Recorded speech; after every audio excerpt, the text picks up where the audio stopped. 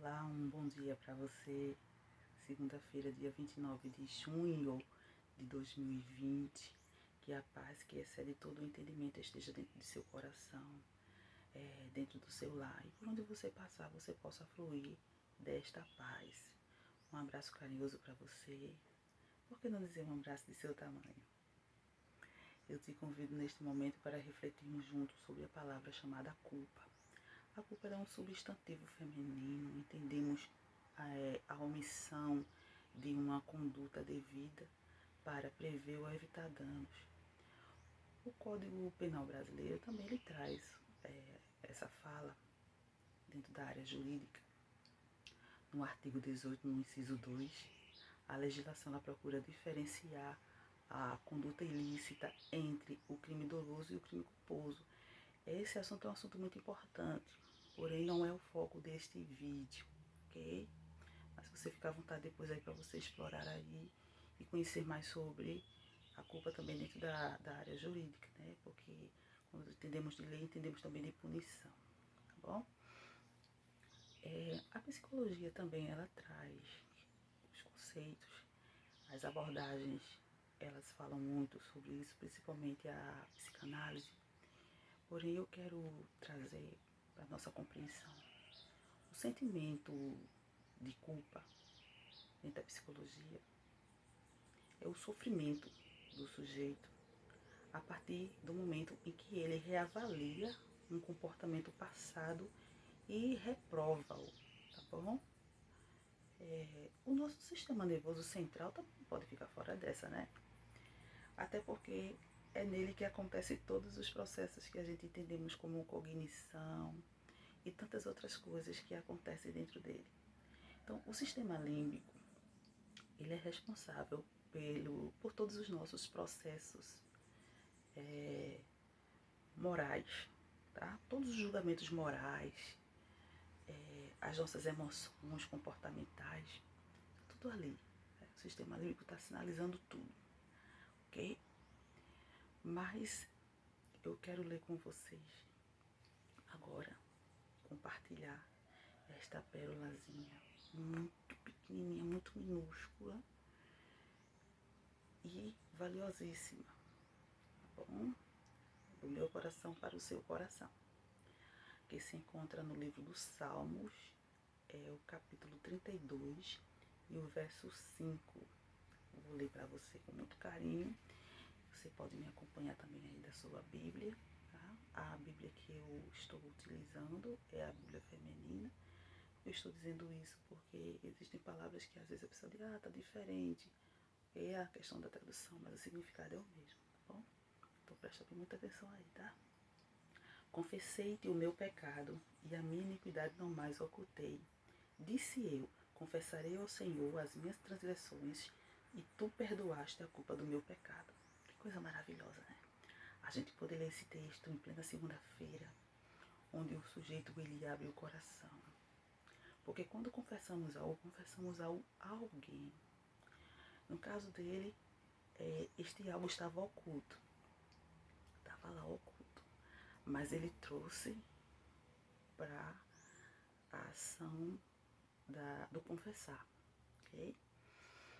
Então, quando algo está oculto, baseado aqui nesse texto que a gente leu agora, entendemos o sujeito que ele estava em um sofrimento e algo estava inquietando, que estava martirizando e que ele precisava se libertar.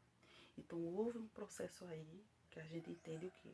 Um processo de elaboração a partir desse sofrimento que estava oculto para a verbalização. Então, existia um comportamento que passou por um processo de elaboração e trouxe a fala verbalizada, ok? Que foi o confessar, tá bom? Quando ele diz também mais adiante assim, ó, disse eu. Esse disse eu, a gente compreende que o sujeito, dentro do seu sofrimento, ele precisava sair daquele lugar para que houvesse realmente as mudanças que ele precisava, né? Que estava inquietando, que estava gerando ali muitas dores. Okay? Então ele precisava se libertar disso, tá? A gente entende também dentro desse texto também uma palavra muito importante que a gente chama de dissonância cognitiva. ou seja, é um estado psicológico que traz um desconforto. Porém, esse desconforto, ele potencializa o sujeito para mudanças, no caso de pensamentos e comportamentos saudáveis, positivamente, ok? Então, isso aí é algo que é muito bom para o sujeito, tá? Mais adiante, o texto, ele diz, e confessou ao Senhor. Então, ele confessou ao Senhor. Muitas vezes a gente precisa também confessarmos algo até a nós mesmos, ou a alguém, ou ao Senhor, né?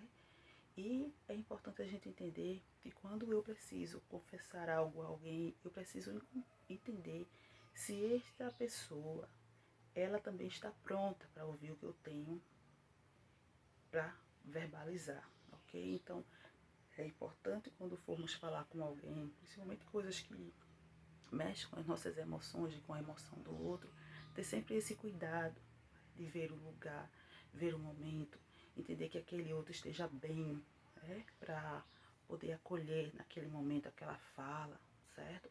Então sempre também ter esses cuidados para evitar que venha a se gerar outras situações que possa dificultar a vida do sujeito em vez de aliviar o seu sofrimento, tá bom? Então é importante essa dica também, tá? Então, esse confessar para ele foi libertador. Porque o que ele queria, ele alcançou. Imaginemos que um peso tão grande que estava sobre o sujeito que foi tirado. Como ele não se sentiu aliviado? É tão bom a gente se sentir aliviado, não é? De algo que estava nos torturando, causando tanto sofrimento, que muitas vezes a gente mesmo procurou, que muitas vezes a gente não conseguiu sair da situação, ou não tinha maturidade suficiente para aquele enfrentamento. Mas quando somos aliviados, que maravilha, né? Por isso que o Senhor Jesus, ele diz que o jugo dele é suave e o fardo é leve. E ele convida todos a irem a ele, né? Os que estão cansados, oprimidos. O sofrimento, ele traz opressão, ele cansa o sujeito, né? E esse cansar pode levar a comportamentos também, onde pode comprometer a vida do sujeito e às vezes até mesmo situações irreversíveis, humanamente falando, ok? Então, tenhamos esse cuidado. Tenhamos esse cuidado com o sujeito que somos, mesmo tendo visões às vezes de mundo diferente. A maneira que atua no mundo, às vezes são maneiras diferentes, porque é algo singular, intrínseco seu. Porém, é importante essa compreensão de que quando se trata de emoções, cada um que vive a sua e tem um contato com isso, vai sentir dor, vai se sentir oprimido, né? E o sistema límbico está ali, ó. No caso aqui do texto que a gente leu, estava ali, ó. Olha aí, salmista, olha só, presta atenção. Olha os julgamentos morais, olha os julgamentos morais, olha as tuas emoções comportamentais, ok? Então estava sendo tudo ali sinalizado para ele. Eu quero citar uma pessoa muito importante também, que é chamada de Brené Brown. Ela escreveu um livro, entre outros. O livro que eu quero citar é A Coragem de Ser Imperfeito, né, que é de 2012.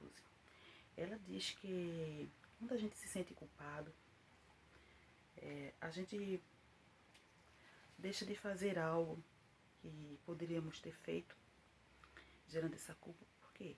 Porque a gente não conseguiu fazer aquilo, ou omitiu de fazer aquilo que é de um padrão nosso de excelência, tá? É como se aquilo que eu fiz, mas me causou um sofrimento. Por quê? Porque foi contra o meu julgamento moral, foi contra as minhas emoções comportamentais, que são estruturantes para a minha vida, ok? Mas quando leva o sujeito para a dissonância cognitiva, entendemos que acontece o mesmo processo como aconteceu aqui com o salmista, ok? Por quê? Porque tudo isso, esse sofrimento, essa dor, esse ocultar esse sofrimento, trouxe para ele um processo. Durante esse processo que foi libertador, a dissonância cognitiva fez o quê? Esse estado psicológico desconfortável levou o sujeito para mudanças de comportamentos emocionais para a sua vida de uma forma positiva. Então, quando o sujeito ele percorre este caminho, ele passa a ter também resultados muito bons. O resultado aqui do texto, a gente entende que ele foi perdoado, ele ficou aliviado, né? Porque ele foi perdoado, ele precisava do perdão, da culpa do pecado que ele tinha cometido. Na nossa vida também é assim, ok? Então, quando isso nos leva a comportamentos emocionais estruturantes, onde a gente consegue compreender que mesmo tendo acontecido aquilo, mas eu não preciso estar ali, eu preciso dizer para mim mesmo, eu não quero isso, eu não preciso mais disso, eu preciso me libertar disto. Por quê? Porque eu não sou o sofrimento, sou o sujeito que está em sofrimento. Então é importante sair deste lugar. Então procure ajuda, tá?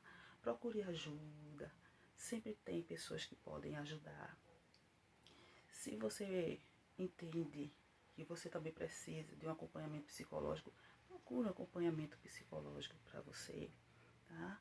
Mas não fique guardando isso que está te corroendo, que está doendo, porque isso aí também pode levar também a pensamentos e comportamentos de uma forma de negatividade tão intensa que impacta tão forte o sujeito ao ponto do sujeito também não conseguir lidar mais com essas questões e essas questões trazerem alguns distúrbios também emocionais piores, mais intensos, ok? Então não viva assim. Procura viver a vida com mais leveza. Verbaliza. Quando a gente verbaliza, a gente se sente aliviado, ok? Então procure ajuda. Não fique mais neste lugar, se você está neste lugar.